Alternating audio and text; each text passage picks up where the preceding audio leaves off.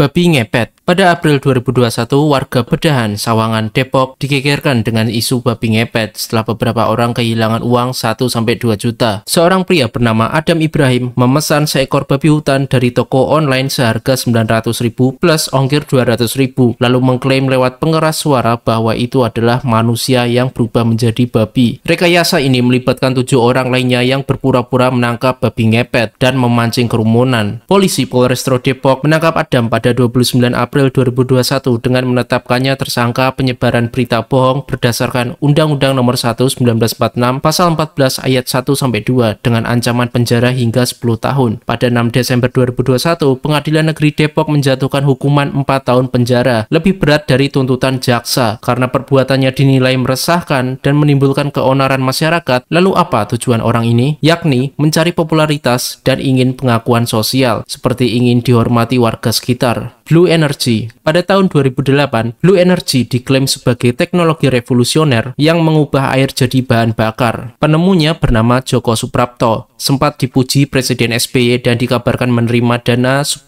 miliar untuk riset dan pembangunan pabrik di Cikeas. Universitas Muhammadiyah Yogyakarta ikut mendukung dan mengakuisisi dana penelitian hingga 1,3 miliar, serta ada investor lokal yang menanamkan 500 juta untuk pembangkit listrik Blue Energy. Setelah demonstrasi yang mengecoh publik, BPPT dan Kemenristek meluruskan bahwa teknologi itu tidak ilmiah dan sebenarnya hanya diesel biasa. Universitas Muhammadiyah Yogyakarta menghentikan proyek ini pada tahun 2008 dan penemu inovasi ini akhirnya dijadikan tersangka penipuan pada tahun 2009 dan divonis 3,5 tahun penjara serta bebas pada Agustus 2010. Pembangkit listrik tenaga hampa. Pada Juli 2012, Slamet Haryanto alias Embing, seorang tukang servis dinamo dari Malang mengklaim telah menciptakan PLTH atau pembangkit listrik tenaga hampa, generator listrik yang bisa menyala tanpa bahan bakar dengan memanfaatkan karbon batok kelapa. Bupati Malang dan Menteri BUMN Dahlan Iskan bahkan disebut-sebut memesan antara 1.000 hingga 10.000 unit alat tersebut. Klaim ini sempat mengundang pujian dan rencana paten dari pemerintah daerah. Namun belakangan terungkap hoax ketika ditemukan trik mengalirkan listrik dari jaringan PLN bawah tanah ke generatornya. Tim Kementerian ESDM Malang menagih prototipe, tetapi Slamet menghilang dan gagal membuktikan klaimnya. Pada akhirnya, PLTH dianggap tipuan murahan dan menjadi pelajaran penting tentang bahaya klaim teknologi tanpa verifikasi ilmiah. Dwi Hartanto, mahasiswa doktoral di TU Delft, Belanda. Dwi Hartanto dikenal publik sekitar akhir 2016 sebagai The Next Habibie setelah mengklaim berbagai prestasi di bidang kedirgantaraan, mulai dari menjadi postdoktoral profesor, memenangkan lomba riset senilai 15.000 euro di Jerman, memimpin proyek satelit dan roket strategis, hingga foto bersama B.J. Habibie, dan didanai beasiswa dari pemerintah Belanda. Namun investigasi PPI Delft dan alumni TU Delft terungkap bahwa klaim tersebut palsu. Ia hanya mahasiswa doktoral biasa di bidang sistem cerdas,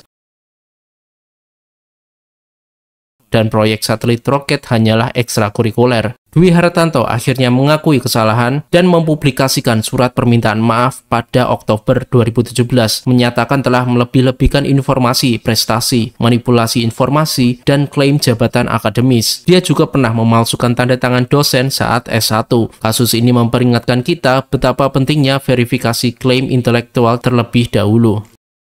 Rekaman black box Lion Air JT610. Pada 2021 hingga 2022, sebuah audio atau video viral diklaim sebagai rekaman asli dari black box pesawat Lion Air JT610 yang jatuh pada 29 Oktober 2018. Kecelakaan tersebut mengakibatkan 189 orang meninggal dunia. Komite Nasional Keselamatan Transportasi atau KNKT menegaskan rekaman itu adalah hoax. Suaranya diambil dari tempat di darat, bukan dari kokpit. KNKT menyatakan bahwa mereka tidak pernah merilis file black box kepada publik karena bersifat rahasia. Video rekaman tersebut kemungkinan berasal dari insiden pesawat lain, yaitu AirAsia QZ8501 atau Adam Air, yang dimislabel sebagai milik Lion Air JT610. Kesimpulannya, semua rekaman yang beredar secara online tersebut bukan berasal dari Lion Air JT610. melainkan hasil manipulasi dan narasi palsu. Ratna Sarumpait. Pada September 2018, Ratna Sarumpait, aktivis dan pendukung Prabowo Sandi, mengunggah foto wajah lebam, mengaku dipukuli di Bandara Bandung. Foto tersebut langsung viral dan memicu pernyataan politisi termasuk Prabowo Subianto. Namun penyelidikan polisi menemukan bahwa lebam itu akibat operasi plastik di Jakarta, bukan penganiayaan. Ratna kemudian mengakui bohong dan menyatakan, ternyata saya adalah pencipta hoax terbaik. Dia ditetapkan tersangka atas pelanggaran UU ITE dan UU anti-hoax, dipecat dari tim kampanye dan divonis penjara 2 tahun pada Juli 2019. Mendapat remisi, ia bebas pada Desember 2019 setelah menjalaninya selama 15 bulan. Kasus ini menjadi contoh penting tentang bagaimana hoax bisa merusak reputasi, memanipulasi opini publik, dan mengundang konsekuensi hukum serius. Beras plastik dari Cina. Pada akhir 2023, video viral menampilkan proses pembuatan beras plastik, melibatkan plastik daur ulang, dimasukkan mesin, dan muncul butiran putih seperti beras. Namun Kominfo menyatakan klaim itu hoax. Video sebenarnya menunjukkan proses granulasi plastik untuk bahan baku industrial, bukan makanan. Hoax ini awalnya muncul di Indonesia sejak 2017 dan terus berulang tiap isu serupa muncul. Kesimpulannya, tidak ada beras plastik berbahaya impor dari Cina. Semuanya rekayasa berbasis salah konteks. Nissin Cracker. Awal video viral sejak sekitar 2016 hingga 2023 menggambarkan biskuit Nissin Crispy Crackers terbakar saat disulut api. Diklaim karena mengandung lilin atau plastik berbahaya. Namun Badan POM atau produsen PT Nissin Biskuit Indonesia mengatakan video itu menyesatkan. Biskuit gampang terbakar karena rendah kadar air dan tinggi minyak, bukan ada lilin. Lilin dalam makanan tidak diizinkan untuk pangan. Nissin sudah bersertifikasi MDML dari BPOM, menunjukkan aman dikonsumsi. Produsen juga menjelaskan bahwa tepung, gula, dan minyak membuat biskuit mudah menyala jika terkena api langsung. Kesimpulannya, klaim kandungan lilin adalah hoaks lama, bukan karena bahan sintetis, melainkan sifat alami makanan ringan.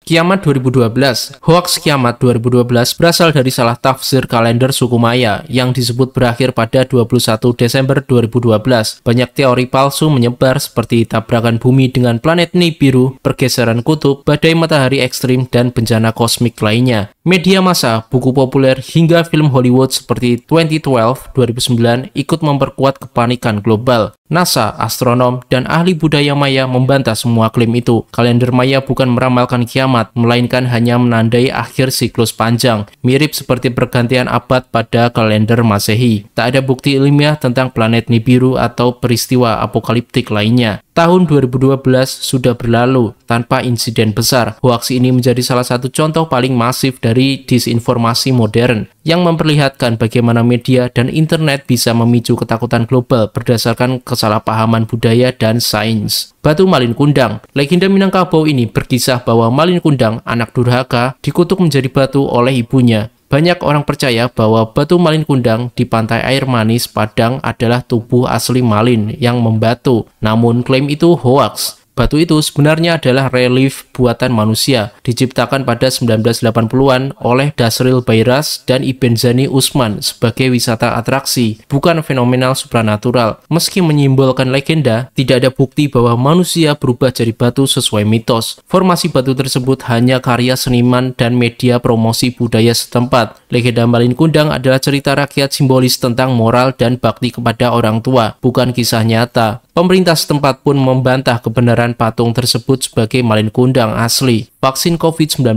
Sejak peluncuran vaksin, beredar berbagai hoaks seperti vaksin mengandung mikrochip magnetis, boraks, formalin, sel janin, menyebabkan kemandulan, mengandung babi, atau bisa mengubah DNA. Kepala Itagi dan Kemenkes memastikan vaksin hanya berisi antigen, lipid, garam, dan pelarut, bahkan tidak ada logam magnetis. BPOM dan Satgas Pangan Mabes Polri turut membantah dan menyatakan tidak ada kandungan berbahaya. Pemerintah dan instansi kesehatan aktif melakukan klarifikasi, edukasi digital, literasi, serta tindakan hukum melalui UU ITE demi memperkuat kepercayaan publik. Hoaks ini diperparah oleh misinformasi di media sosial dan ketidakpercayaan pada pemerintah. Akibatnya, banyak orang menunda vaksinasi dan memperlambat penanganan pandemi. Faktanya, vaksin COVID-19 telah terbukti aman dan efektif oleh BPOM, WHO, dan lembaga global. Edukasi berbasis sains penting untuk melawan disinformasi. Nikah foto 4 istri. Sejak Agustus 2021 hingga Juni 2022, beredar gambar kartu nikah fisik berlogo Kementerian Agama yang mencantumkan foto suami di depan dan 4 foto istri di belakang. Kementerian Agama melalui Ahmad Fuazin dan Dirjen Bimas Islam menegaskan bahwa kartu tersebut hoaks dan bukan format resmi. Sejak Agustus 2021, Kementerian Agama telah menghentikan penerbitan kartu nikah fisik dan beralih ke kartu nikah digital, menampilkan hanya 1 foto suami dan 1 istri. Hoaks ini termasuk konten buatan yang diulang banyak sekali di media sosial. Kesimpulannya, klaim kartu nikah format poligami tersebut tidak benar, hanya rekayasa digital untuk menarik perhatian atau menimbulkan kontroversi.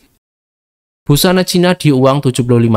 Sejak Agustus 2020, muncul klaim di media sosial bahwa uang kertas edisi HUT RI ke-75 bermotif busana adat Cina. Narasi tersebut menyebar via Twitter dan Facebook, memicu salah paham publik. Bank Indonesia bersama Kemendikbud dan Sahabat Pandu Kalimantan Utara menjelaskan bahwa gambar tersebut adalah busana adat suku Tidung, bukan Cina. Gambar anak itu merupakan salah satu dari 9 model anak-anak memakai berbagai baju adat Nusantara pada edisi uang peringatan tersebut. Bank Indonesia juga memastikan desain itu telah diverifikasi dengan UPT adat setempat dan valid dari segi budaya. Kesimpulannya, klaim busana Cina adalah hoaks, bentuk salah tafsir terhadap simbol kebinekaan yang nyata di mata uang Indonesia. Crop Circle. Pada Januari 2011, pola lingkaran misterius muncul di Sawah Berbah, Sleman, yang mengundang spekulasi sebagai hasil pesawat UFO atau fenomena alam. Sebuah blog menyebut 6 mahasiswa UGM sebagai pembuatnya, tapi media menilai klaim itu hoaks dan tidak bisa dipercaya. Lapan dan polisi menyatakan crop circle tersebut buatan manusia, bukan akibat UFO. 8. Menemukan jejak alat tekan dan bekas manusia di lokasi. Batang padi tercabut dan tak simetris, merupakan indikasi hoaks oleh manusia. Penjelasan ini didukung prinsip Occam's Razor, hipotesis paling sederhana, jadi lebih logis daripada klaim makhluk luar angkasa. Kesimpulannya, crop circle Sleman adalah aksi rekayasa untuk sensasi dan minat publik, bukan fenomena misterius atau teknologi yang tinggi. Jadi itulah beberapa laporan hoaks yang pernah ramai di Indonesia. Kita tahu bahwa Komdigi telah berhasil mengidentifikasi serta mengklarifikasi sebanyak 1923 konten hoaks, berita bohong, dan informasi palsu sepanjang tahun 2024. Itu baru 1 tahun saja. Bagaimana dengan tahun-tahun sebelum 2024? Benar-benar tidak masuk akal sekali.